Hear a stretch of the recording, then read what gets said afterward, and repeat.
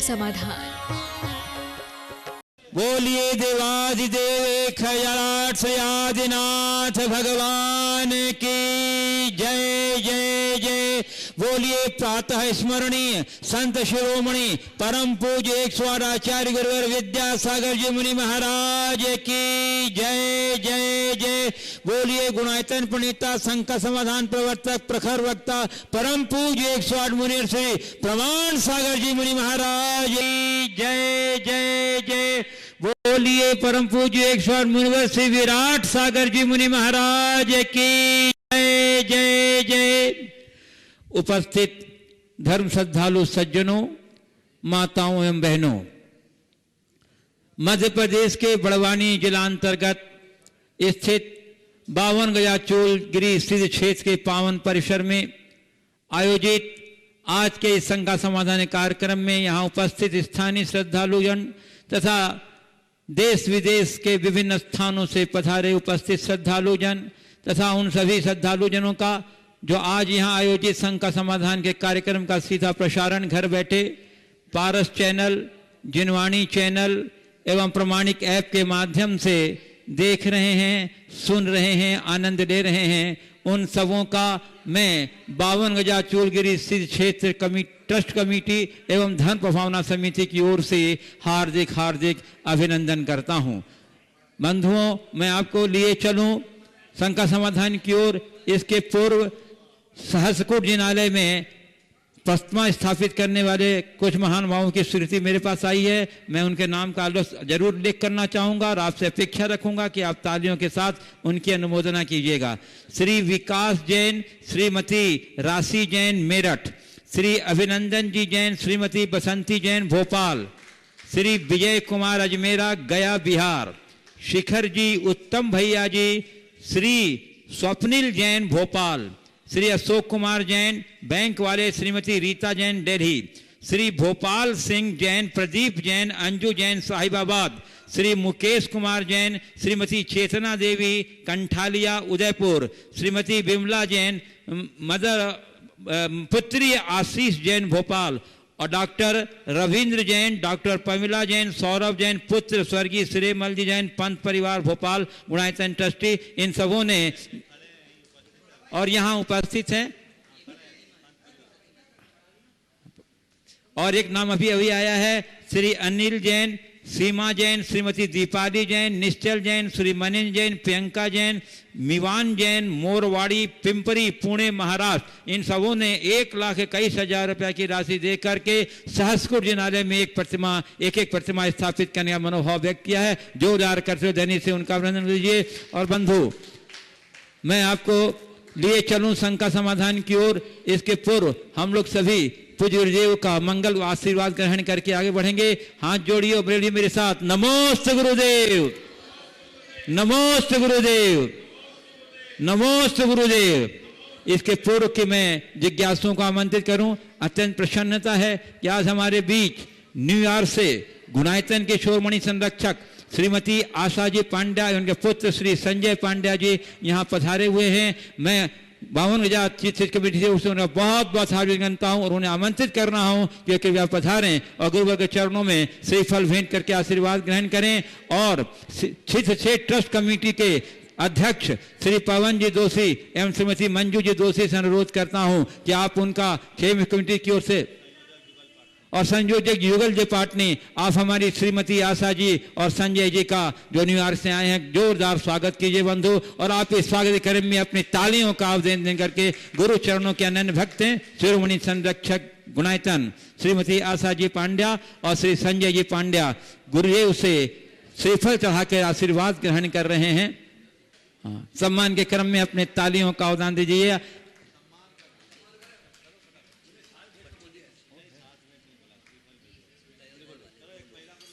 चलिए श्रीमती नीना गोधा बड़वानी आ जाइए।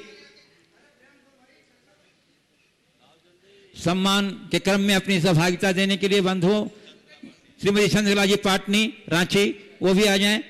शिरोमणि संरक्षक गुणायतन के जो न्यूयॉर्क से बधा रहे हैं श्रीमती आशा जी पांड्या और श्री संजय जी पांड्या, इनका भावभीना स्वागत कर रही है यहाँ की कमेटी। जोरदार करताल ध्वनि से बंधु अभिनंदन कर दीजिए। गुरु चरणों के अनन्य भक्त हैं, आपको अपने बीच पा करके यहाँ की क्षेत्र कमेटी और हम सभी बड़े प्रमुदित हैं। जोरदार करताल ध्वनि से उनका अभिनंदन कर दीजिए बंधु। और इसी क्रम में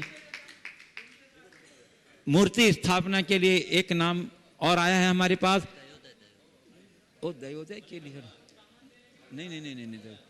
और बंधु मैं आपको बताना चाहता हूं कि इन्होंने श्रीमती आशा जी पांड्या और श्री संजय जी पांड्या के डॉक्टर महेंद्र पांड्या यूएसए ने 21,000 रुपए की राशि जीव दया के लिए घोषित की है। जोरदार करते अभिनंदन कर दीजिए। हाँ, और पहले प्रश्न के लिए शेष घोषणाएं बाद में होंगी। पहले प्रश्न के लिए मैं आमंत्रित कर रहा हूं श्रीमती आशा जी और संजय जी पांड्या को अपना पहला प्रश्न पूछे और उसके बाद तैयार रहेंगे इंदौर से, इमली बाजार इंदौर से पधारी वो महिला मंडल के सभी प्रतिनिधि। गुरु जी नमस्ते। गुरु जी नमस्ते। गुरु जी अपन को सबको मालूम है कि गुणस्थान में 14 होते हैं, मगर गुणस्थान का मीनिंग क्या, मतलब क्या है? देखो, इसी मीनिंग को बताने के लिए तो गुणायतन बन रहा है। दरअसल गुणस्थान को जिसने समझ लिया, समझना समस्त जैन वांग्मय को जान लिया। आत्मा से परमात्मा के सारे रहस्य को उसने जान लिया। गुणस्थान का शाब्दिक अर्थ है गुणों का स्थान, लेकिन इसका पारिभाषिक अर्थ है हमारे अंतरंग भावों को मापने का पैमाना। हमारे आवेग संवेग और मनोवचन काय के कारण, यानी इमोशंस और एक्टिविटीज़ के कारण हमारे भावों में अप डाउन्स आते रहते हैं, और उनको मापने का, आंकने का जो पैमाना है, पैरामीटर है, वो है गुणस्थान। तो गुणस्थानों के आधार पर हम जान सकते हैं कौन साधक कितना चल चुका और उसे कितना और चलना है। एक प्रकार से मार्ग सूचक पट्ट है, माइलस्टोन है, जो हमें बताता है हमारी स्थिति को। तो हम संसार और मोक्ष के अंतर को भी इसके माध्यम से जान सकते हैं। नमस्ते। सर नहीं, ठीक है, अगला बोलो। चलिए, इमली बाजार इंदौर से पधारी महिला मंडल खड़े हो जाएं अपने स्थान पर और नमोस्तुति विदित करते हुए। आप में से कोई 4 लोगों को अनुमति दी गई है, आप प्रश्न पूछ सकते हैं अपना नामोल्लेख करते हुए। नमोस्तु महाराज। पूज्य गुरुवर, हमारी एक शंका है, हमारे किए गए कार्यों का लेखा जोखा इसी जन्म में खत्म क्यों नहीं होता? उसका फल अगले और पिछले जन्म में क्यों भुगतना पड़ता है? ये बताइए, हम भोजन करते हैं तो आज का भोजन आज ही खून बन जाता है क्या? बोलो, टाइम लगता है ना? क्यों लगता है? आज खाया, इधर खाया और इधर वो ब्लड बना दे, उससे तुरंत प्रोटीन मिल जाए, टाइम लगता है। क्यों लगता है टाइम?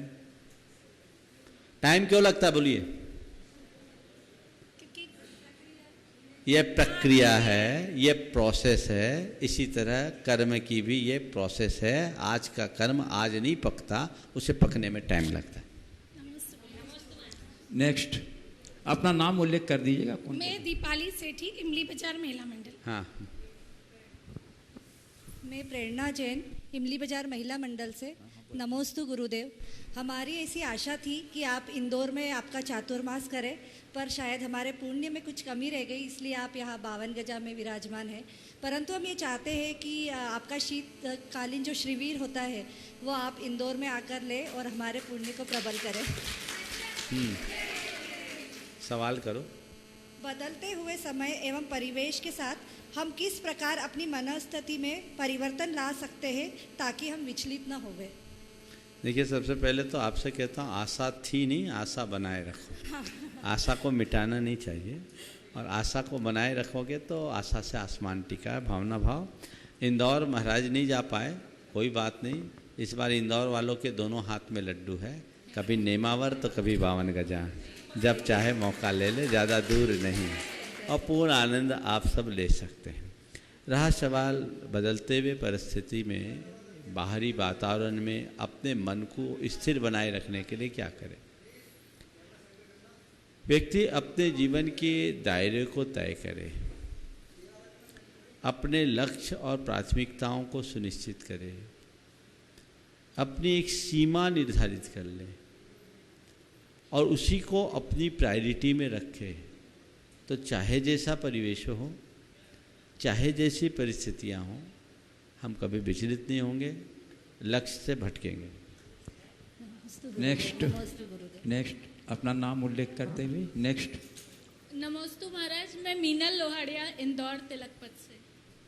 आज लोग जीव दया के अंतर्गत पर दया से तो बहुत प्रभावित हो पर दया से तो बहुत प्रभावित हो जाते हैं, परंतु जीव दया में स्वदया और पर दया दोनों समाहित है।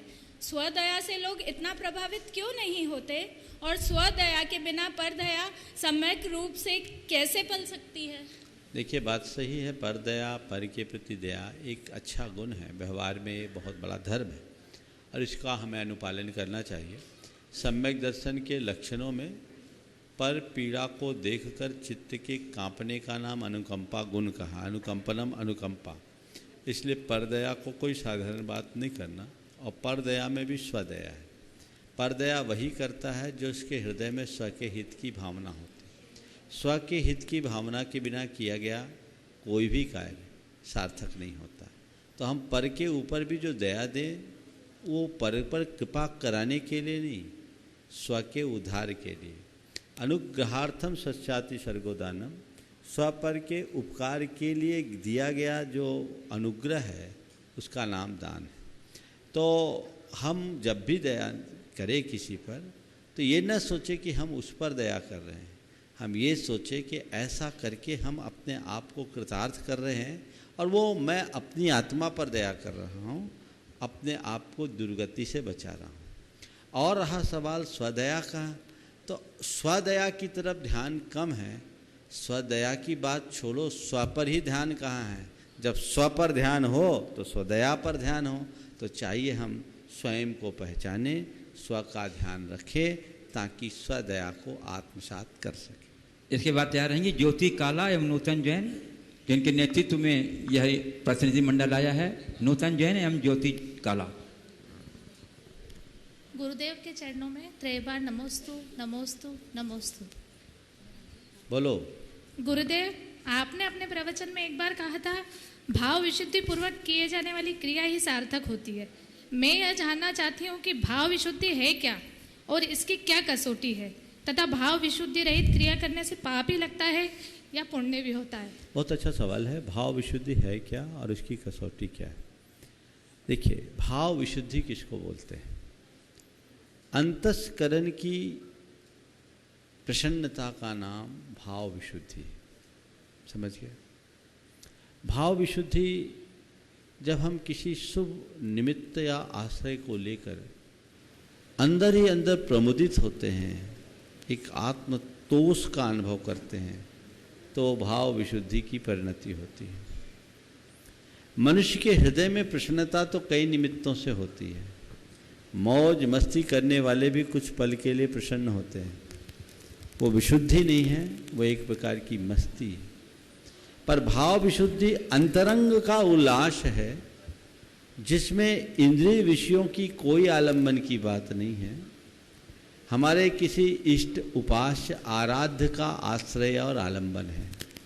उस घड़ी में जो हमारे मन की प्रसन्नता होती है उसका नाम है भाव विशुद्धि, जो हमारे लिए साथी से पुण्य के बंध का कारण है। आपने कहा भाव विशुद्धि के अभाव में की गई क्रिया से क्या पाप भी लगता है? नहीं, पाप तो नहीं लगता, पुण्य पतला पड़ जाता है। लगेगा पुण्य ही, लेकिन वो हल्का पुण्य होगा। आप पूछ रहे भाव विशुद्धि क्या है? अभी आप खड़े होकर के जो सवाल कर रहे हैं ना, अंदर से मन में प्रसन्नता आ रही है कि नहीं आ रही? ये भाव विशुद्धि है। अंतरंग का अहोभाव, यही भाव विशुद्धि है। समझिए। श्री भागचंद जी, मंजू देवी एवं प्रियंका सेठी और प्रश्न सीकर राजस्थान गुणाइटन ट्रस्टी प्रश्न पूछेंगी प्रियंका सेठी। ओम नमोस्तु महाराज जी। महाराज जी, ये प्रश्न मेरी एक सहेली का है। वह पूछ रही है कि वह जिस भी प्रवचन सभा या शिविर में भाग लेती है उसमें जाने को उसके पापा मना करते हैं। बोलते हैं वहाँ एकांतवाद का समर्थन है और दिग्भ्रमित हो जाओगी तुम। तो महाराज जी, ऐसा क्यों होता है? जबकि जो बातें मतलब यहाँ बताई जाती है या वही बातें सब जगह बताई जाती है, जबकि यहाँ पे अपने यहाँ तो अनुशासन और व्यवस्था भी बहुत अच्छी होती है जो अन्यत्र नहीं मिलती, तो फिर मना क्यों किया जाता है?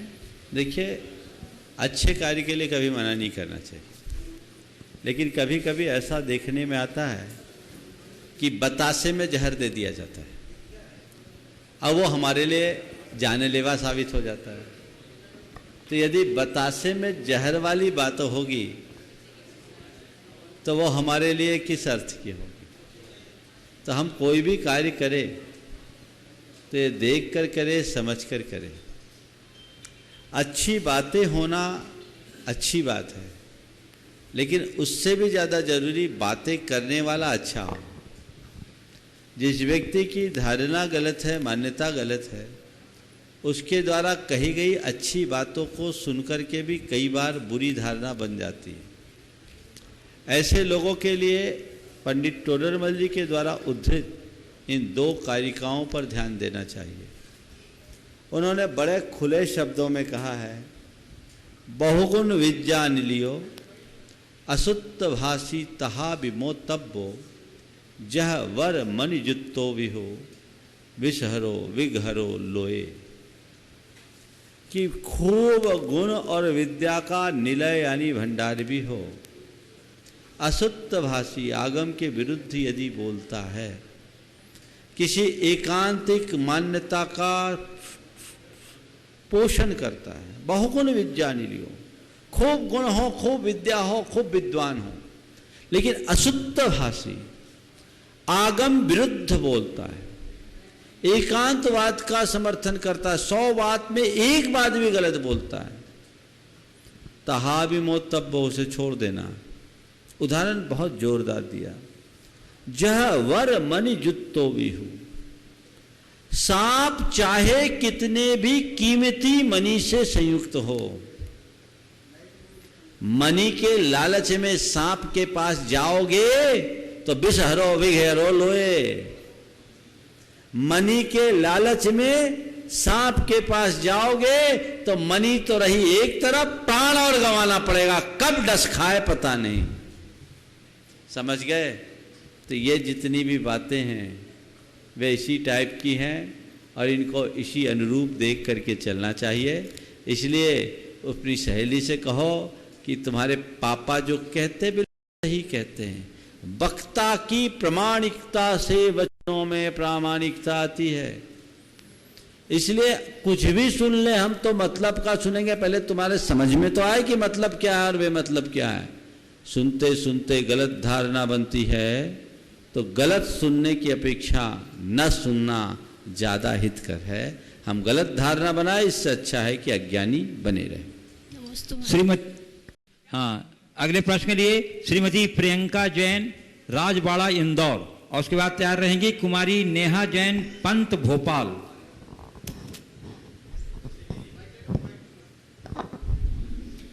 नमोस्तु गुरुवर, नमोस्तु नमोस्तु। मेरा प्रश्न है, रावण को सारी दुनिया हीन दृष्टि से देखती है क्योंकि उसने सीता का हरण कर लिया था, परंतु गुरुदेव मेरी दृष्टि से रावण ने सीता का सील हरण करने के लिए नहीं किया था, वह तो उसकी एक चाल थी प्रभु राम को राक्षस लोग लंका में लाने के लिए, तो इसे गलत नहीं कहा जा सकता। फिर रावण को लोग इतनी हीन दृष्टि से क्यों देखते हैं? देखिए, आपने रावण के प्रति जो उदार दृष्टिकोण प्रकट किया है बहुत स्वागत योग्य है। और ये सच है कि रावण ने अगर सीता का हरण नहीं किया होता तो श्री राम के लंका में चरण नहीं पड़े होते। और यदि ऐसी व्याख्या हम करते हैं तो हमें रावण को प्रति अपनी शुभाशंसा प्रकट करनी चाहिए कि ठीक है, उसने ठीक किया। एक बार ऐसा हुआ, एक स्थान पर हम थे, एक स्थान पर एक कार्यक्रम हुआ, बीरेंद्र हेगड़े वहाँ के मुख्य अतिथि थे और एक भाई ने उन्हीं की चप्पल चोरी कर ली। अब बीरेंद्र हेगड़े की चप्पल चोरी हो गई, मुख्य अतिथि थे, समाज के लोगों को बड़ा बुरा लगा और वो बिना चप्पल के ही गए। बाद में चप्पल चोर का पता लग गया तो उन्होंने उनको पत्र लिखा कि आपके चप्पल के चोर का हमें पता लग गया, पर उसे चोर कहने में हमें बड़ा संकोच हो रहा है। आपके चप्पल चोर का हमें पता लग गया, लेकिन उसे चोर कहने में हमें बड़ा संकोच हो रहा है, क्योंकि वो आपका बड़ा भक्त है, आपके चप्पलों को अपने पूजा घर में रखा है। समझ गए ना? तो ये अपना अपना दृष्टिकोण है और लोग उसी तरीके से उस व्याख्या करते हैं। और जैसा आपने दृष्टिकोण प्रकट किया, उस दृष्टि से रावण ने सीता हर के अच्छा ही किया, ऐसा मान लें, तो फिर हमें सीता के हरण को भी अच्छा मानना पड़ेगा। चीज़ों को हम उसी तरीके से व्याख्यायित करें वो जिस संदर्भ में है। हाँ, रावण ने सीता का हरण तो किया, पर सीता का शील हरण नहीं किया। ये रावण की सबसे बड़ी विशेषता थी। रावण काम के कारण नहीं मरा, रावण मान के कारण मरा। काश रावण में मान नहीं होता तो आज रावण का अतिरिक्त सम्मान होता। कुमारी नेहा जैन पंत भोपाल, उसके बाद क्या रहेंगे श्रीमती विनीता खाफरा यूएसए। नमस्ते महाराज जी। महाराज जी, मेरा प्रश्न ये है, जैसे महाराज जी आप बोलते हैं हर सिचुएशन में पॉजिटिव रहना चाहिए, बट महाराज जी कुछ ऐसे सर्कमस्टांसेस हो जाते हैं, ऐसी परिस्थितियाँ हो जाती हैं जहाँ हम चाहकर भी पॉजिटिव नहीं सोच पाते, तो महाराज जी उन सर्कमस्टांसेस में भी पॉजिटिव कैसे रहें? किसी से ऐसे व्यक्ति के संपर्क में जाओ जिनसे हमें अच्छा मोटिवेशन मिलता हो। समझ गए? उनके संपर्क में नहीं जा पाते हो तो एक काम कर लिया करो, मोबाइल तो सबके पास रहते हैं, कोई पॉजिटिव मोटिवेशन देने वाला प्रवचन ऑन करके सुन लिया करो। थोड़ी देर के लिए महाराज का प्रवचन सुन लो, सानिध्य ले लो, पल में मन पॉजिटिव हो जाएगा। देखो कितना बदलाव आता है। नमस्ते महाराज जी। श्रीमती विनीता खापरा यूएसए, उसके बाद तैयार रहेंगे श्री अजीत जी जैन पंत भोपाल। नमोस्तु गुरुदेव। गुणायतन ट्रस्टी। हम हमारे मंदिर में पाठशाला चलाते हैं, करीब 400 बच्चे आते हैं हर दूसरे हफ्ते। आप हमारा मार्गदर्शन कीजिए कि हमको किन बातों का ध्यान रखना चाहिए ताकि ये 400 बच्चे अपने धर्म से जुड़े रहे आगे जाकर। देखिए, बड़ी प्रसन्नता का विषय है कि कैलिफोर्निया जैसे स्थान पे रहते हुए यूएस में आप पाठशाला चलाती हैं और वहाँ 400 बच्चे आते हैं। तालियां तो बजा रहे हो, तुम लोगों को लज्जा आनी चाहिए। हिंदुस्तान के पाठशालाओं में 400 बच्चे आने वाली पाठशाला मेरे ख्याल से शायद ही होगी।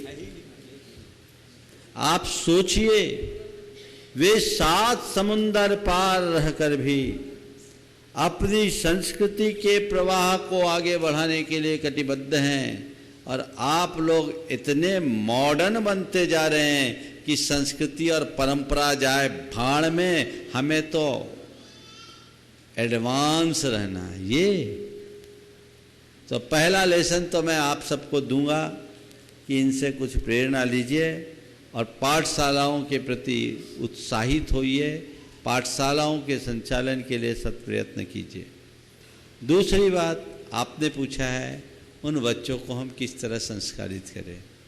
मैंने आप ही नहीं, आप जैसे अनेक लोग जो उधर से आते हैं उनसे बात करने के बाद ये पाया कि वे वहाँ जाकर विशुद्ध भारतीय बन गए हैं। उन्हें भारत, भारतीयता और जैनत्व के प्रति गाढ़ रुचि जगी है, और ये रुचि आपकी आने वाली पीढ़ी में हो, वो प्रयास आपको करना। आपको उनके हृदय में 4 बातें जगानी चाहिए। सबसे पहली बात, पाप से डर। दूसरी बात, संवेदनशीलता। तीसरी बात, माता पिता के प्रति उनका लगाव, कुल का गौरव उनके हृदय में जगे।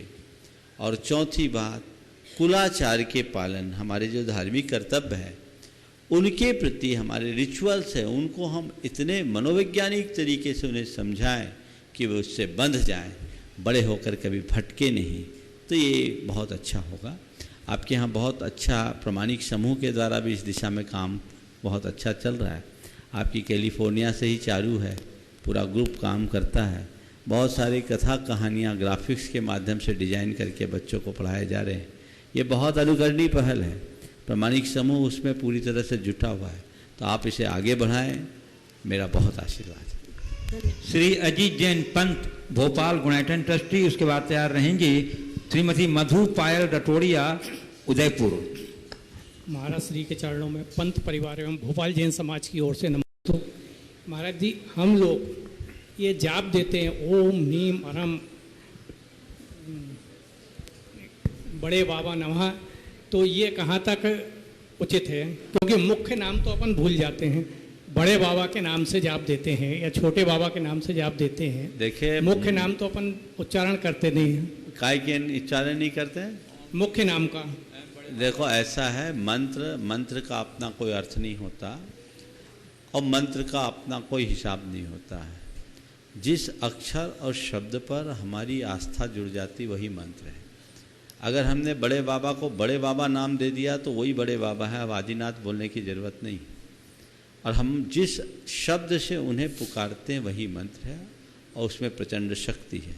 यदि उस मंत्र का हम प्रयोग करें और संशोधन कर दें तो ये अच्छा परिणाम नहीं आएगा, उसे उसी रूप में लेना चाहिए। श्रीमती मधु पायल रठोड़िया उदय सुश्री, अच्छा मधु है श्रीमती, श्रीमती मधु मम्मा का नाम बोल रहे हैं इसलिए। और उसके बाद तैयार रही कुमारी प्रकृति जैन अहिंसा विहार। ये तो सुश्री है। हाँ, नमोस्तु महाराज श्री। ध्यान रखो, आजकल पता भी नहीं लगता। बोलो। नमोस्तु महाराज श्री। आज का युग सोशलमय हो गया है। पहले के ज़माने में लोग शुभ कार्य करने के लिए बड़ों का आशीर्वाद और कुछ मीठा खिलाकर करते थे, पर महाराज जी आज के ज़माने में लोग कुछ अच्छा कार्य करने से पहले फ़ोटो क्लिक कराते हैं और बड़ों का आशीर्वाद भी सिर्फ इसीलिए लेते हैं कि अच्छी फ़ोटो आए। और तो और महाराज जी कि अब लोग मंदिर दर्शन कम और फ़ोटो ज़्यादा लेते हैं, तो महाराज जी इसे हम क्या समझे कि लोगों की आस्था में परिवर्तन आया है या मानसिकता में? कृपया समझें। आस्था में परिवर्तन तो नहीं है, ये मानसिकता का परिवर्तन है। ये एक प्रकार का फैशन हो गया। हमेशा युग के अनुरूप लोगों में थोड़ा थोड़ा परिवर्तन होता रहता है और ये उसका ही परिणाम। कई बार मैंने देखा है, लोग हम लोगों के पास भी आते, चावल बाद में चढ़ाते हैं, फ़ोटो पहले क्लिक करते हैं। तो लोगों का रुझान इन्हीं चीज़ों पर पड़ गया है और इसकी मूल वजह है कि हर व्यक्ति को ये सुविधा उपलब्ध हो गई। काश मोबाइल में ये सब चीज़ें नहीं होती, इस तरह के एप्लीकेशंस नहीं होते तो ये प्रवृत्तियाँ नहीं होती। फिर भी मनुष्य को चाहिए कि हम अपने मूल को पहचान करके अपना काम करें। नमोस्तु। कुमारी प्रकृति जैन अहिंसा विहार भोपाल। उसके बाद तैयार रहेंगे श्री प्रेमचंद जी, संध्या जी जैन उपकार एजेंसी सागर कुणायतन ट्रस्टी। नमोस्तु महाराज श्री। मेरा नाम प्रकृति जैन है, मैं भोपाल से आई हूँ। महाराज श्री, मेरा प्रश्न है कि मैं बहुत ज़्यादा ओवर सेंसिटिव हूँ, जिसे कई बार लोग मुझे ये मेरी मूर्खता समझ लेते हैं और मेरा फ़ायदा उठाते हैं। तो महाराज श्री, मैं ऐसा क्या करूँ कि मेरी यही संवेदनशीलता मेरी ताकत बने, सदा प्रोटेक्टिव भी रहे, ऐसे ही रहे और मैं लोगों के छल से भी बच पाऊँ? देखिए, ज़्यादा इमोशनल होना और ज़्यादा सेंसिटिव होना कभी कभी बहुत ख़तरनाक बन जाता है। इमोशंस अच्छी चीज़ है और सेंसिटिव होना भी अच्छी चीज़ है, पर ओवर कुछ नहीं होना चाहिए। तो इसका एक तरीका है, आप रोज़ शाम को बैठो, सुबह से शाम तक के सारे विचारों को रिकॉल करके देखो और देखो मैं कहाँ कहाँ गलत हुई। भावनाओं के बहाव में मैंने क्या क्या गलत स्टैंड लिया, क्या क्या गलत किया जो मुझे नहीं करना चाहिए। उसकी मन ही मन निंदा करो, मन ही मन उसके लिए कहो कि नहीं, अब मैं इसकी पुनरावृत्ति नहीं करूँगी, मैं अब दोबारा ऐसा नहीं होने दूँगी। इस तरह का मनोभाव अपने मन में रखो और मन में एक संकल्प जगाओ कि अब जब कभी ऐसी सिचुएशन हो तो मैं इसका ख्याल रखूँ। तो धीरे धीरे आपके अंदर एक क्षमता विकसित होगी कि आप अपनी भावनाओं पर नियंत्रण करें। नमोस्तु महाराज श्री। श्री प्रेमचंद जी, संध्या जी जैन सागर गुणायतन ट्रस्टी। उसके बाद तैयार रहेंगे श्री इंद्रजीत जी मंडलोई 52 गजा। नमोस्तु महाराज श्री। नमोस्तु महाराज श्री। महाराज जी, हमारी एक जिज्ञासा ऐसी है, जब मरीचि के जीव ने 363 मत चलाए थे, उसके बाद में फिर वो भगवान महावीर बन के भगवान बन गए। तो जब उनको केवल ज्ञान हुआ होगा तो उनको इस चीज़ का अभ्यास तो हुआ होगा कि जो मैंने मत चलाए थे, आज वो पृथ्वी पर कितने दुर्भिक्ष फैला रहे हैं या अलग अलग जन धन की प्रभावना कम हो रही है। देखो ऐसा है हम जब अपनी बुद्धि से सोचते हैं तो हमें ऐसा ही दिखता है, लेकिन जब हम भगवान के स्थान पर जाकर खड़े होकर के सोचते हैं तो लगता है ये सब कुछ नहीं, क्योंकि केवल ज्ञान कोई साधारण घटना नहीं है, ये वीतराग साधना का परिणाम है। और केवल ज्ञान के बाद उन्हें जो कुछ दिखता है वो उससे रंच मात्र प्रभावित नहीं होते, वे मात्र ज्ञाता दृष्टा रहते हैं दर्पण की तरह। जैसे दर्पण के सामने रखा गया पदार्थ उसमें प्रतिबिंबित होता है, पर दर्पण उससे रंच मात्र प्रभावित नहीं होता, वैसे ही केवल ज्ञान के बाद वीतराग प्रभु के ज्ञान में सब कुछ प्रतिबिंबित होता है, पर वे उससे प्रभावित नहीं होते, क्योंकि उनके अंदर न राग है न द्वेष। तो ये सोचने की बात ही नहीं। नमस्ते। श्री इंद्रजीत जी मंडलोई 52 गजा, उसके बाद तैयार हैं जी ब्रह्मचारी बहन शकुन दीदी सागर। नमोस्तु गुरुवर, नमोस्तु नमोस्तु नमोस्तु गुरुवर। मैं कल जबलपुर में एक घटी घटना के बारे में थोड़ा सा बताना चाहता हूँ। पहले तो ब्रीफ बताना चाहता हूँ कि वहाँ पर सिविल लाइन के ऊपर एक कीर्ति स्तंभ का निर्माण 2018 में किया गया था और उसकी लिखित स्वीकृति नगर पालिका द्वारा दी गई थी। कल अचानक क्या हुआ कि नगर पालिका की स्वीकृति के आधार पर वहाँ निर्माण हुआ और कल वहाँ पर नगर पालिका का पूरा अमला, पुलिस फोर्स और पूरे लोगों के साथ में पहुँच जाते हैं बुलडोजर के साथ में और कीर्ति स्तंभ को नुकसान पहुँचाने का प्रयास करते हैं। जैन समाज को पता चलता है और वो उसका विरोध करते हैं, तब जाके वो अमला तो वापस चले जाता है। आज दिन भर उनका आंदोलन चल रहा है, धरना पे बैठे हैं। मेरा ये पूछना है गुरुदेव कि जिसकी निर्माण की स्वीकृति शासन ने दी हो उसको बिना सूचना के रातों रात तोड़ने का क्या औचित्य हो सकता है? दूसरी बात कि ऐसी स्टेप में जैन समाज को क्या करना चाहिए, आपसे मार्गदर्शन चाहते हैं। देखिए, घोर निंदनीय घटना है, जैसा कि मुझे आपने अभी बताया और मेरे पास इसकी जानकारी भी है। पिछले 2 वर्षों से, जब से गुरुदेव के संयम स्वर्ण महोत्सव के अवसर पर पूरे देश भर में कीर्ति स्तंभों की रचना की, स्थापना की योजना बनी, तब से ये बात मेरे मानस सामने है। सिविक सेंटर पर वहाँ की पंचायत ने स्वीकृति ली, नगर पालिका की, नगर निगम की लिखित स्वीकृति थी, वो स्वीकृति का पत्र भी यहाँ उपलब्ध है और स्वीकृति के उपरांत वहाँ निर्माण कार्य प्रारंभ हुआ, निर्माण कार्य चल रहा है। लेकिन इसी मध्य कुछ अधिकारीगण इस तरह की हरकत कर लिए, ये कतई शोभास्पद नहीं है और बर्दाश्त के लायक नहीं। हम इसकी घोर निंदा करते हैं और पूरी समाज को इसकी निंदा करना चाहिए।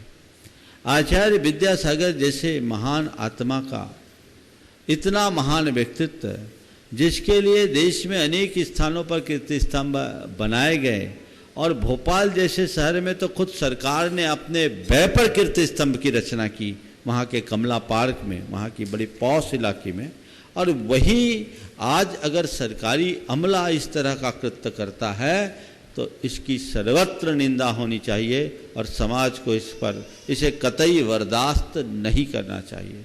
जिन लोगों ने भी ये किया है उसकी जांच होनी चाहिए और क्यों हुआ ये देखे। मैं तो ये मानता हूँ आचार्य विद्यासागर की नाम पर बनाए जाने वाले कीर्ति स्तंभ पर जो हाथ लगाएगा, जो उसे गिराने की कोशिश करेगा, वो जिंदगी में कभी उठ नहीं पाएगा, वो खुद गिर जाएगा। ये कोई ऐसी वैसी बात नहीं है। जिनने भी ये कार्य किया है ये बहुत कुकृत्य किया है, उसका अंजाम तो उसे न जाने कैसा भुगतना पड़ेगा, भगवान ही जानते कितने जन्मों में भुगतना पड़ेगा। लेकिन ये कृत्य ठीक नहीं। हम हमेशा समाज से कहते हैं कि हमें जो कुछ भी करना है विधि विधान के साथ करना है। कीर्ति स्तंभ वहाँ कब का बन जाता, केवल वैधानिक स्वीकृति में विलंब होने के कारण वह नहीं बना और ये 20/5/2018 को जबलपुर के नगर निगम ने स्वीकृति दी और उसके बाद वहाँ काम शुरू हुआ और इस तरह का कार्य हुआ। मुझे मालूम पड़ा कि पूरा कीर्ति स्तंभ तोड़ा तो नहीं गया, पर वहाँ के संगमरमर पर काफ़ी नुकसान पहुँचा है। सरकार को चाहिए कि उसकी भरपाई करे, अविलंब कीर्ति स्तंभ को बनाए और जिन अधिकारियों ने इस तरह के कृत्य किए हैं उनके ऊपर दंडात्मक कार्यवाही की जाए, ताकि प्रदेश में या देश में कोई भी अधिकारी इस तरह का कार्य न करे। और मैं पूरे प्रदेश की जनता से, बल्कि देश भर की जनता से कहना चाहूँगा कि मध्य प्रदेश के मुख्यमंत्री के नाम एक ज्ञापन प्रेषित करे कि ये जो कृत्य हुआ है ये कतई उचित नहीं है। कमलनाथ जी खुद गुरुदेव के प्रति अनुराग रखते हैं, ये कैसे हुआ? अगर शासन के आदेश के बिना हुआ होता और फिर शासन कुछ करता तो फिर भी सोचते हैं। जब शासनादेश है उसके बाद हुआ, और उसके बाद भी अगर शासन के आदेश के बिना भी कहीं होता है तो पहले नोटिस दिया जाता है, फिर तोड़ा जाता है। बिना किसी नोटिस के, बिना किसी सूचना के इस तरह का कार्य करना, ये तो एक प्रकार की गुंडागर्दी है। और प्रशासन की अगर ऐसी गुंडागर्दी है तो समाज को उसके लिए कतई स्वीकार नहीं करना चाहिए, इसका पुरजोर विरोध करना चाहिए और समाज को एक अल्टीमेटम देना चाहिए कि अगर सरकार ने इतने समय तक कार्यवाही नहीं की तो पूरे प्रदेश भर में इसका आंदोलन चलाना चाहिए, देश भर में आंदोलन चलाना चाहिए। अभी तो जबलपुर में धरना है, जरूरत पड़े तो हर गांव शहर में धरना देना चाहिए। और ये केवल जैनों तक की बात नहीं, जैन अजैन सबके विषय की बात है। हमें इनका सबके ऊपर ध्यान रख करके काम करने की जरूरत है, तभी इसके प्रति इस तरह के लोग सावधान होंगे। समाज, जैन समाज अहिंसक समाज है, हमेशा समाज और उसके विकास में और प्रदेश के विकास में अपना रचनात्मक सहयोग देती है। आचार्य विद्यासागर जी महाराज ने मध्य प्रदेश को बहुत आगे बढ़ाया है। तो ऐसी जगह में, ऐसे महान आत्मा के विषय में अगर कोई चीज़ बनती है और उसे द्वेष भाव से दुर्भावनापूर्वक तोड़ने का कृत्य किया जाता है, ये कतई स्वीकारने योग्य नहीं है। हमें इसकी पुरजोर निंदा करते हुए विरोध करना चाहिए। नमस्ते गुरुवार। ब्रह्मचारिणी बहन सकून दीदी सागर से तैयार रहेंगी। श्रीमती चंद्रकला जी पाटनी रांची। नमस्ते महाराज श्री। महाराज जी मेरा प्रश्न नहीं है, ये कमल मास साहब है हमारे सागर के, उन्होंने दिया है। आचार्य विद्यासागर ट्रेडमार्क युक्त स्वयं विज्ञापित सम्यक ज्ञान के सफलतम वितरक एवं सप्लायर मुनि श्री प्रमाण सागर महाराज जी नमोस्तु। एक समाधान आपसे सुना था कि केवल ज्ञान के बाद भगवान बाहुबली आदिनाथ भगवान के संभोशरण में गए थे। क्या बाहुबली संभोशरण में पृथ्वी तल से 5000 धनुष ऊंचाई पर गंधकुटी में भगवान के समांतर स्थिर रहे होंगे, अथवा 12 सभाओं में पहले कोटे में गणधर और मुनियों का है उनके साथ विराजमान रहे होंगे? कृपया समाधान करें। इसका कोई डिटेल नहीं मिलता। हरिवंश पुराण में मिलता है कि भगवान के संभोशरण में गए थे। अब कहाँ गए थे ये तो भगवान ही जाने, जब भगवान से मिलेंगे तब बताएंगे। श्रीमती चंद्रकला जी पाटनी रांची से तैयार रहेंगे। अंजू जैन गुड़गांव गुणायतन ट्रस्टी। नमस्ते महाराज श्री। महाराज श्री, बच्चों को याद नहीं रहती और बड़े भूल नहीं पाते, तो इसकी वजह क्या है?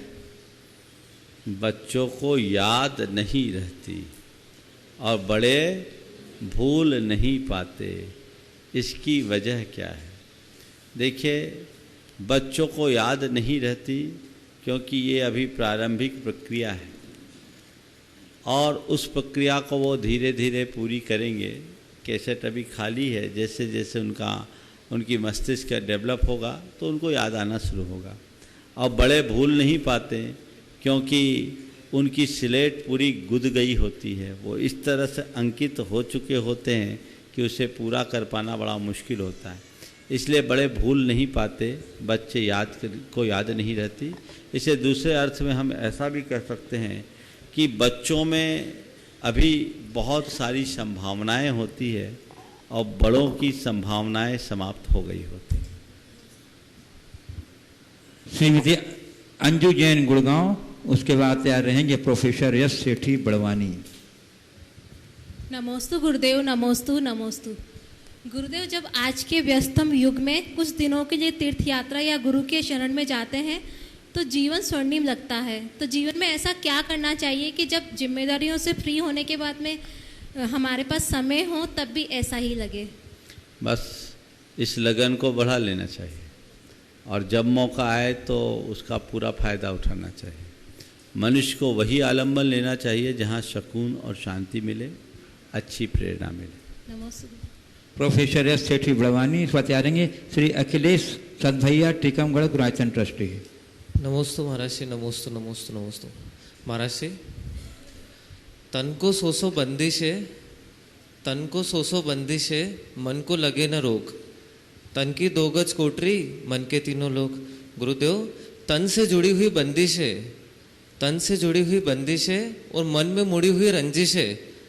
तन से जुड़ी हुई बंदिशें और मन में मुड़ी हुई रंजिशें हमें त्रिलोकी बनने पर रोक लगाए, हमें त्रिलोकी बनने पर रोक लगाए। गुरुदेव, तन मन की गुजारिशें कैसी हो जो रोक ढोक बन जाए? बहुत सुंदर सवाल है। तन मन की गुजारिशें कैसी हो जो रोक ढोक बन जाए? मैं तो कहता हूँ तन की बंदिशों को स्वीकार करो और मन की रंजिशों को निस्तार करो। तन की बंदिशों को स्वीकार करो, मन की रंजिशों का निस्तार करो, उसे दूर करो, तो इससे जीवन का परिष्कार होगा और ये तन की रोक मन की शुद्धि का आधार बनकर जीवन की ढोक का आधार बने। नमस्ते। अखिलेश सद भैया टीकमगढ़ यूनाइटेड ट्रस्टी, उसके बाद तैयार रहेंगे अरहंत अजमेरा बड़वानी। नमोस्तु गुरुदेव, नमोस्तु। हमारा जिज्ञासा शांति धारा के संबंध में है। जब हम किसी अस्वस्थ व्यक्ति के नाम से शांति धारा करते हैं और गंधोदक लेते हैं तो क्या इसमें मिथ्या का पोषण होता है? दूसरा प्रश्न ये है कि हम जिस अस्वस्थ व्यक्ति के नाम से शांति धारा करते हैं और 12 घंटे के अंदर उसका जीव शरीर छोड़ जाता है तो उसे कौन सी गति प्राप्त होती होगी? देखिए, किसी अस्वस्थ व्यक्ति के स्वास्थ्य लाभ की कामना से शांति धारा करना कोई बुरा नहीं, इसे मिथ्यात्व नहीं कहें। ये एक कामना है, एक प्रार्थना है, हालांकि साकांक्ष कामना है, साकांक्ष प्रार्थना है, पर मिथ्यात्व नहीं।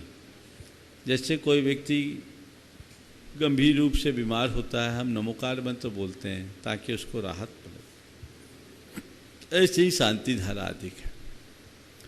बहुत कुछ संभावनाएं हैं, उससे सकारात्मक ऊर्जा जा कर के सामने वाले को उसके अनुकूल वातावरण बना सकते हैं। लेकिन ये धारणा बनाना है कि शांति धारा करने से व्यक्ति की प्राण रक्षा हो ही जाए, ये अच्छी बात नहीं है, क्योंकि आयु कर्म सबका अपना अपना है।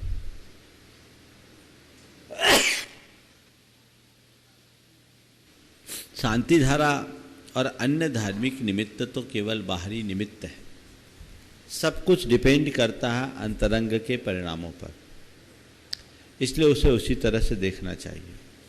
अब रहा सवाल, किसी बीमार व्यक्ति के नाम पर आप शांति धारा कर रहे हैं तो क्या उसको सद्गति मिलेगी? अगर उस व्यक्ति ने कहा हो कि मेरे तरफ से शांति धारा तो करा ले भैया, तब तो उसको कुछ पुण्य मिलेगा। अब वो बेहोश पड़ा और तुम शांति धारा करा रहे हो तो कुछ हिसाब नहीं होगा। तो उसको उस तरीके से देख करके चलना चाहिए कि क्या स्थिति है और किस स्थिति में वो काम कर रहे हैं। अरहंत अजमेरा बड़वानी, उसके बाद तैयार रहेंगे श्री प्रफुल्ल कुमार जैन, ग्वालियर मध्य प्रदेश। नमोस्तु महाराज जी, नमोस्तु महाराज जी, नमोस्तु महाराज जी। महाराज जी, पुराने टाइम में बच्चे माँ बाप को 4 धाम की यात्रा कराते थे और अपने आप को धन्य मानते थे। आज के काल में महाराज जी बच्चे माँ बाप को विदेश यात्रा भेजते हैं और अपने आप को धन्य मानते हैं, और इस बदलाव में महाराज जी माँ बाप भी खुश हैं। तो इस बदलाव की जड़ क्या महाराज? मानसिकता का परिवर्तन। पहले 4 धाम की यात्रा करके और करा के लोग कृतार्थ समझते थे, आजकल लोग विदेश यात्रा में ही सब कुछ मानते हैं। दुनिया में एक बहुत बड़ा परिवर्तन है। पहले हमारी प्राथमिकता में परमार्थ होता था, अब पदार्थ हो गया, और उसी का ये परिवर्तन है। भोगवादी संस्कृति का यही परिणाम है। जब तक हम उसे बदल नहीं देते तब तक जीवन में कोई स्थायित्व नहीं आ सकता।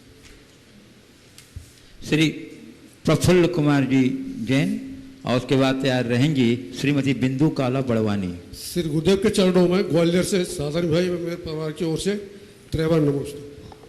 मेरा प्रश्न है, गुरुदेव आज आपने अष्टप्रभु की गाथा की चर्चा में बताया था कि तत्व के श्रद्धांत से सम्यक दर्शन होता है। केवल उससे ही संदर्भ नहीं, बल्कि मुनि का भेष होना चाहिए, भेष। तो मेरा कहना यह है, ब्रह्मचारी गणेश बर्णी तत्वान बेसी थे, लेकिन वो मुनि नहीं थे, तो क्या उनको सम्यक दर्शी नहीं कह सकते? आपने मेरी बात को ठीक तरीके से नहीं सुना। मैंने ये नहीं कहा कि सम्यक दर्शन के लिए मुनि होना जरूरी, पर मैंने ये कहा कि मुनि को सम्यक दर्शन होना जरूरी। समझ गए?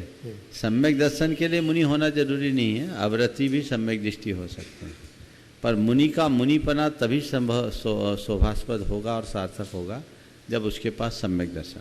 बंदी हो सकते हैं, वो बंदनीय है कि नहीं है? असंयत बंदनीय नहीं, वो इच्छा कार्य के योग्य है। साधु अब हमें सम्यक तो उसका दिखे और मिथ्या तो दिखे तब बात करें, ये तो भीतर के परिणाम है। यदि साधु के साथ मिथ्या तो दिख रहा है तो अबंदनीय है, दिख रहा है तो, और बाकी नहीं है तो हमारे लिए मुद्रा बंदनीय है। श्रीमती बिंदु काला बड़वानी तैयार रहेंगे, पार्थ सुजैन बड़वानी। हे गुरुवर नमोस्तु नमोस्तु नमोस्तु। गुरुवर शरीर जड़ है तो जड़ में होने वाली वेदना आदि चेतन को अनुभव क्यों करते हैं? जड़ शरीर है, जड़ है तो जड़ में होने वाली वेदना आदि अनुभव चेतन क्यों करता है? ये सवाल जड़ कर रहा है कि चेतन? चेतन ही कर रहा है। चेतन कर रहा है। चेतन तो अरूप है, वो बोलता ही नहीं।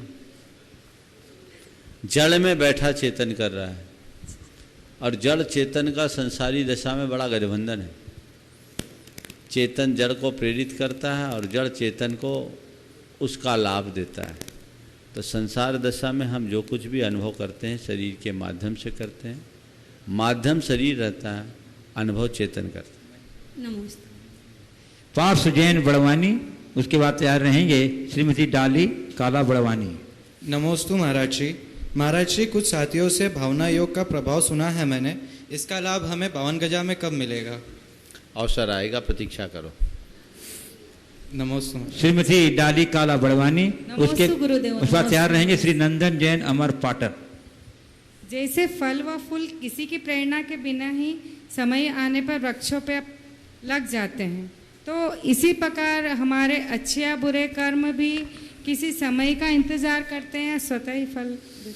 देखिए, फूल फल अपने समय पर आते हैं, वैसे ही अच्छे बुरे कर्म किसी समय का इंतजार नहीं करते, प्रकृति की व्यवस्था के अनुरूप आते हैं। जैसे फूल फल समय पर आते हैं, ऐसे ही कर्म का उदय भी समय पर ही आता है, समयानुरूप होता है। हाँ, कभी कभी प्रसंग परिस्थिति बदल जाने से हम कर्मों की स्थितियों में कुछ परिवर्तन कर सकते हैं। नंदन जैन अमर पाटन, उसके बाद तैयार रहेंगी श्रीमती अंतिम काला बड़वानी। महाराज जी नमोस्तु नमोस्तु नमोस्तु। महाराज जी, इस संसार में 4 स्थान नहीं भरते हैं, समुद्र, शमशान और तृष्णा और मनुष्य का मन। ऐसा क्यों? ऐसा क्यों? ये तो शाश्वत है। समुद्र कभी भर नहीं पाया, शमशान कभी भर नहीं पाया, तृष्णा कभी पूरी नहीं होती और मनुष्य का मन कभी पूरा नहीं होता, फिर भी लोग उसमें लगे रहते हैं। ये शाश्वत सत्य है, इसका कोई कारण नहीं, इसका ये स्वभाव है। समुद्र भर गया होता तो स्थिति कुछ और होती। ये प्रकृति की व्यवस्था है, पर मुश्किल ये है कि मनुष्य ये जानते हुए भी इसे ही पूरा करने में लगा। नमस्ते। अंतिम काला बड़वानी, उसके बाद तैयार रहेंगे अभय कुमार जैन, जिला जालना, महाराष्ट्र। सेवा कौन कहता है आंसुओं में वजन नहीं होता, एक भी झलक जाता है तो मन हल्का हो जाता, परंतु गुरुदेव रोते तो कमजोर लोग हैं, फिर आंसू बहाना कहाँ तक उचित है? कौन कहता है आंसुओं में वजन नहीं होता, एक बूंद भी झलक जाए तो मन हल्का हो जाता है। आपने कहा आंसू तो कमजोर लोग बहाते हैं, तो फिर ये आंसू क्यों बहता है? देखिए, एक भावनात्मक परिणाम, आंसू बहाना, आंसू पोंछना, आंसू लाना, आंसू बहाना, आंसू पोंछना, आंसू लाना और आंसू पीना, ये चारों स्थितियां हैं। समझ गया? तो आंसू आना एक स्वाभाविक प्रक्रिया है। जब हमारा मन किसी बात से जुड़ता है तो स्वाभाविक रूप से मन में आंसू आते हैं। हालांकि वैज्ञानिक लोग आज तक इसके कारण को पूरी तरह से नहीं खोज पाए कि आंसू की वजह क्या है, पर यह भावनात्मक परिणाम है, आते हैं और इससे मनुष्य का मन हल्का होता है। जहाँ तक जिनके हृदय में भावनाओं का ज्वार ज़्यादा आता है वो आंसू उनके अंदर आते हैं, और जो भीतर से समर्थ लोग होते हैं वो औरों के आंसू पोंछते हैं। तो हम आंसू पोंछने वाले हों, आंसू पीने वाले बने, आंसू आए नहीं और हम किसी के लिए आंसू लाएं नहीं। श्री अभय कुमार जी जैन, जिला जालना, महाराष्ट्र। उसके बाद तैयार रहेंगे अनुराग जैन सैलू, पार्षद नगर पालिका परिषद ललितपुर। गुरुवर के चरणों में त्रिवार नमस्तु, त्रिवार नमस्तु। मैं विनती करता हूँ कि हम सत्संग आया है, 19 लोग सब खड़े रहे गुरुवर के आशीर्वाद के लिए। हाँ, और सवाल मेरा ये है, हाँ बोलो जल्दी से। 19 लोग। सवाल मेरा ये है कि केवली और श्रुत केवली, इनमें क्या अंतर होता है? जिन्हें केवल ज्ञान हो जाता है उनको बोलते हैं केवली, और केवल ज्ञानी के द्वारा जो प्रतिपादित तत्व होता है उसको बोलते हैं श्रुत, उसके जो पूरे ज्ञाता होते हैं उसको बोलते हैं श्रुत केवली। नमस्ते। चलिए। अनुराग जैन सैलू, पार्षद नगर पालिका परिषद ललितपुर। गुरुदेव के चरणों में बारंबार नमोस्तु। गुरुदेव, मेरा प्रश्न एक व्यवस्था के बारे में है जो ललितपुर जनपद की है। हम किसी व्यक्ति को मृत्यु के उपरांत जब जलाकर आते हैं तो पूरे दिन का सूतक मानते हो, मंदिर में नहीं जाते, जबकि उसके बाद जब तीसरे दिन जो शुद्धता होती है ना, तो उनकी अस्थियां विसर्जित करके आते हैं और 2 घंटे बाद पूरे समाज के साथ पूरे मंदिर में प्रवेश कर जाते हैं। क्या ये उचित है? जहाँ तक शुद्धि का सवाल है। देखिए, सामाजिक व्यवस्थाएं बुंदेलखंड में प्राय अस्थि विसर्जन की प्रक्रियाएं कई जगह तो नदियों में करते हैं, कुछ जगह रोक लगी, कुछ जगह शमशान में जाके फूल चुनते हैं, पर कई स्थानों में तीसरे दिन शमशान जाने का कोई काम नहीं है। वो तिया होता है, शांति की बैठक होती है और अपने प्रतिष्ठान आदि खुलवा देते हैं, समाज के पंच मिलकर वो कार्य हो जाता है। तो जहाँ जैसी परिपाटी है उसको वैसा देखना चाहिए। 24 घंटे का सूतक कहीं नहीं बताया, एक रात्रि का सूतक है, समझ गया। रात में 8 बजे भी अगर कोई दाह संस्कार करके गया है तो रात्रि बीतने तक का सूतक है। अब चूंकि आपके यहाँ शमशान जाने की परंपरा और अस्थि आदि का स्पर्श होता है, तो आप जैसा कह रहे हैं उसके हिसाब से सूतक होना चाहिए, पर सूतक पातक में जहाँ जैसी सामाजिक रीति है उसी के अनुरूप चलना चाहिए, इसमें दिमाग नहीं लगाना चाहिए। श्रीमती अनिता काला बड़वानी। गुरुवर के चरणों में त्रिवार नमोस्तु। महाराज जी, एक मैसेज आया है कि तमिलनाडु सरकार चेन्नई ने रेलवे के लिए अब चमड़ा का टेंडर आमंत्रित किया है। रेलवे की सीट पे चमड़ा लगाया जाएगा, तो क्या हम अहिंसावादी जो अहिंसा प्रेमी जीव हैं उस ट्रेन की सीट पे बैठेंगे कैसे और उस पे बैठ के भोजन कैसे करेंगे? आपने बहुत अच्छा सवाल किया है, इसको सवाल को आज स्टैंड रखते हैं, कल के लिए इसे सुरक्षित रखें। इससे जुड़े हुए 1-2 और समाचार आए हैं और एक साथ उसका संदेश देंगे, चूँकि आज समय पूरा हो गया। और है सवाल? इस प्रकार आज के इस सत्र को परम पूज्य गुरुदेव के चरणों में नमन अर्पित करते हुए यहीं पर विराम। बोलिए परम पूज्य आचार्य गुरुवर श्री विद्यासागर जी महाराज। बोलिए प्रमाण सागर जी महाराज।